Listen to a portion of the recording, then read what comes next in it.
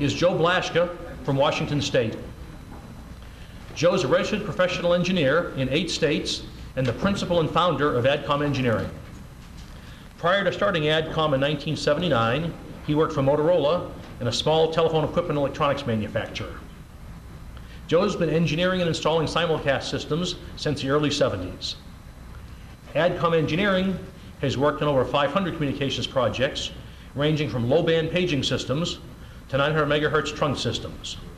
Joe has freely shared his simulcast expertise with us since the first forum over a decade ago. Joe will give us information this morning on a project he did using Tate TBA-100 base stations and Tate's Quasi-Sync 2 system for the simulcast audio control. Joe? Back, I guess. It's not really freely shared. Ed buys me breakfast every morning when I come down here for the simulcast. So, well worth it. Well worth it, right, exactly. It's always good to hear experiences that other people have had. Everybody learns from this. We've done a lot of simulcast systems, but obviously, and worked with lots of different equipment, but obviously can't work with everything. It will be interesting, comments about the GTR 8000. We're going to get some experience with those potentially here shortly. Of course, the product in conventional is just really being, starting to be shipped and be out. So, hopefully it'll meet all the requirements that they say it will. But anyway, so we every so often, you look at most of these projects and they're nice new design from the ground up projects. You get a nice new microwave and new equipment and all that. Well, this project here was one of those where, if you've got lemons, you've got to make lemonade. And so this was a project which is, I shouldn't say unfortunately we get into, but this is the kind of project we get into a fair number of times. It was an MPT 1327 project that was originally implemented, but it was way over budget. They had spent about 75% of their budget and had installed about 25% of the system. And they determined that they weren't going to be able to do it for the money. The initial experience they had with MPT 1327 wasn't real good, and so they wanted to look at something else. So we got called in to take a look at that whole project and figure out what to do with it. Well, we determined right off that MPT 1327 wasn't really a good technology for public safety. It would probably work in some environments, but in this particular case, they had a county that they wanted to cover, and they wanted to use the MPT 1327 site switching algorithm, which works okay in a utility or business environment, but in public safety, the time it takes to switch sites and whatnot isn't really very good. So we determined that that probably wasn't really the best solution, and our recommendation was that they move to a conventional system and implement simulcast. Now, one of the advantages they had there was because they had gone to a trunk system, multi-site trunk system on UHF, they had licensed lots of channels. So this was not an application where we only had 1 or 2 frequencies to work with. So that was one of the benefits. Yamhill County is just south of the Portland, Oregon area. There were lots of, a lot of the urban areas that had been on 450 for years had all moved to 800 megahertz. So there were quite a few 450 channels available. So this worked out really well. And I'm a great believer in 450. I think it's a tremendous band. I wish there was more, more people used it in the rural areas, because it's, portable radios actually have real antennas at 450 and some things like that. And you don't have some of the other problems you do at 800. So anyway, so one site, though, the city of McMinnville decided to stay MPT 1327. They are now going to convert, talk about that in a minute, to a conventional simulcast as well. So the first stage of the project was to implement a multicast system, because one of the problems that they had was they didn't have enough funding initially to implement all of the simulcast. So this is kind of a picture of the terrain.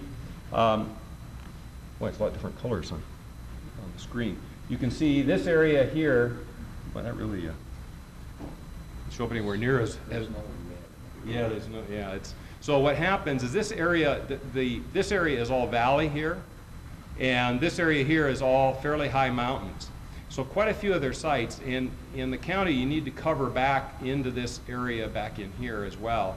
And there were some high sites down in here. So this was potentially a fairly challenging simulcast job from the standpoint that we had high sites that covered over a valley. And so one of the concerns, of course, was managing overlap. Now, one of the advantages with UHF is that don't have quite the range you do on VHF, and the shorter wavelength makes managing the overlap a lot easier.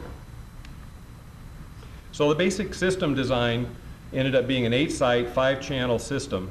And like I said, we started off with multicast first, and we did that, again, because of budget, so they could at least get on the air. Because one of the things where the Sheriff's Department was still operating on low band, and they really wanted to get off low band. Low band portables are pretty ugly, and you couldn't buy a lot of low band equipment. The base stations were all old, and so they really wanted to move away from low band as soon as they could. So we got the multicast system up first, and then started to implement the simulcast system. The thing was with this project was that we had a radio shop who was old school, right? So they believed more power, high sights, all those kinds of things, and they sort of struggled with this whole process of making this conversion. They had because of the MPT 1327 system, they had some of the older style T800 base stations, and those had some problems with them. So in the simulcast side, we wanted to use the Tate TB8100s, which we've had a lot of success for. We've installed, I don't know, a few hundred of those stations or more over the years, and they're really a very good station, been very reliable, and they're very cost effective. So we use that. Because of the mix of components that we had in the network, again, this was a low budget. They'd already spent most of their money on this MPT 1327 system, so we'll talk about this in a minute. They wanted to reuse and rebuild their network out of a lot of used equipment, and that we sort of helped them do. And so as a result of that, we couldn't start off with buying Harris channel banks or any of that kind of stuff. So we had to kind of use what we had. So we decided to use the Tate Quasi-Sync 2 because you can make that work with lots of different equipment. However, the RF equipment was all, for the simulcast, was all TB8100s. We used Adtran channel banks. They're fairly reliable. We've had good luck with those. They're relatively inexpensive. We used the Alto ACL4 speech processing unit.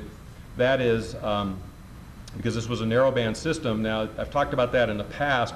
The unit that was talked about earlier, the one that Ed sells now, that sort of is a more powerful version of the ACL4. The ACL4 is actually one that was used in the music industry.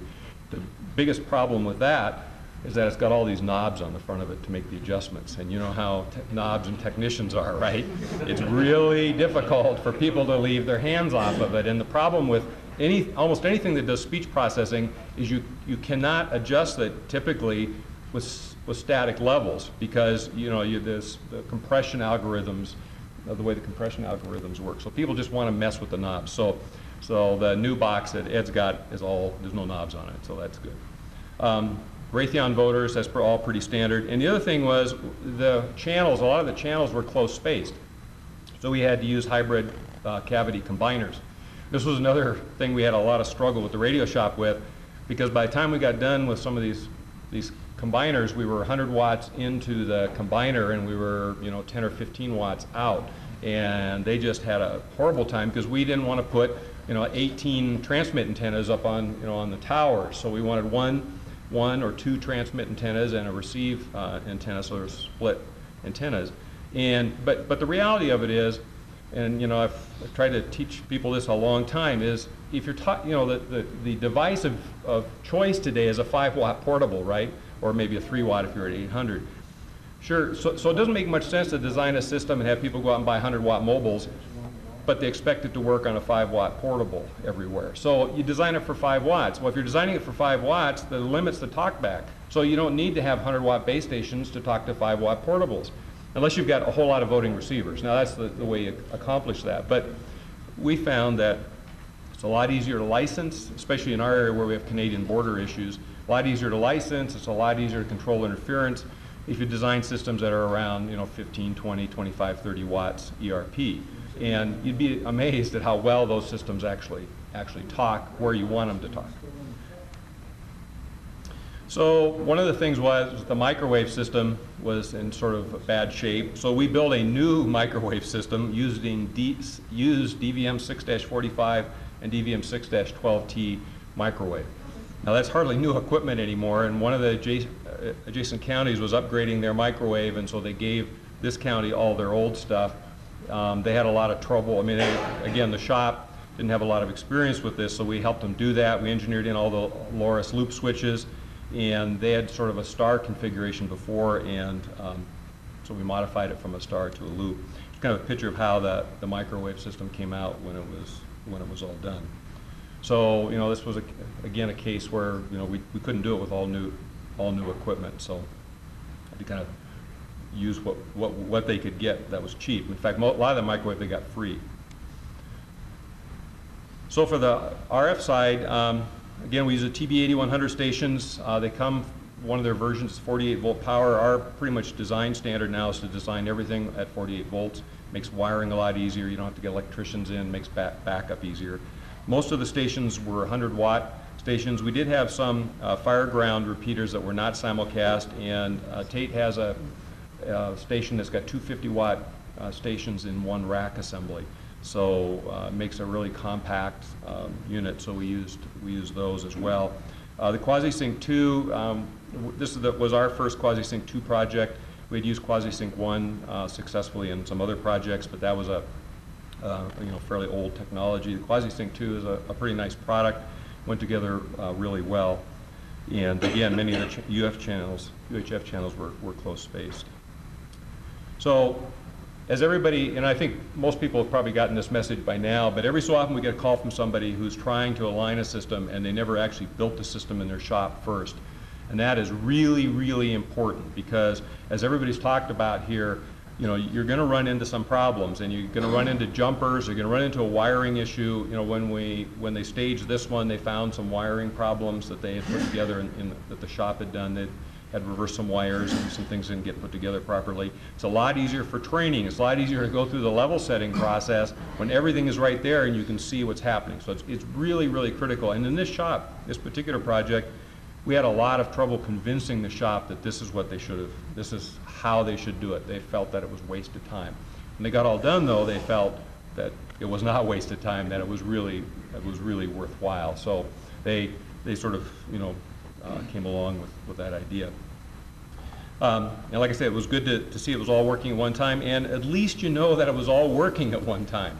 Because every now and then when you go to troubleshoot, you know, you got to think, well, was this ever working?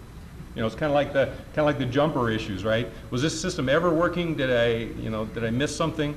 And if you get it all in the shop, you get it all checked out. And we were actually, you know, had a demonstration, and this project was very politically hot, because they'd spent all this money, the system didn't work, public safety was all up in arms, and so we were able to do a show and tell in the radio shop with county commissioners and police and fire chiefs, and they could actually talk over the system, you know, in the shop and see it all in one place. So we were able to do that too. So there was sort of a benefit there as well.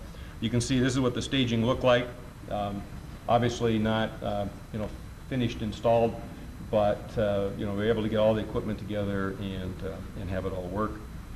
So those are the TB8100 base stations for those that aren't familiar with them.